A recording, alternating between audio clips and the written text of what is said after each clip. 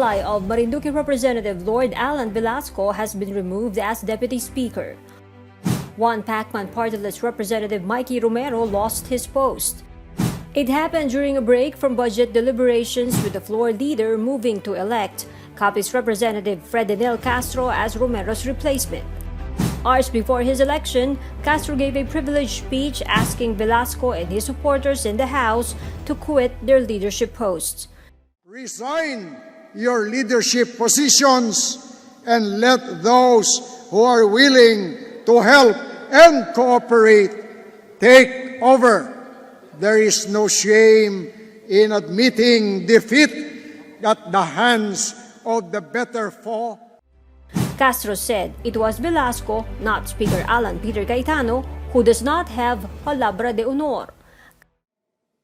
Who is more honorable? The man who stood with us and led us during one of the most troubled, critical, and difficult times in our nation's history, or someone who was nowhere to be seen when we were all working and struggling with our countrymen to help the country recover.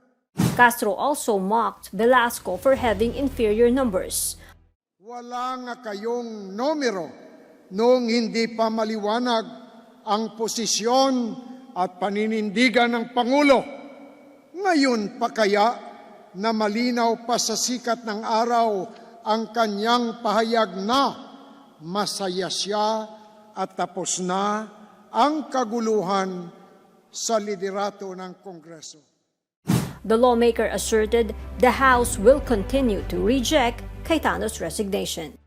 Marunong naman po siguro tayong lahat magbilang at sa lagay na ito, kahit araw-arawin ni Speaker Cayetano na magbitiw, araw-araw din siyang ibabalik ng mas nakararami na mga kasapi ng mababang kapulungan ng Kongreso.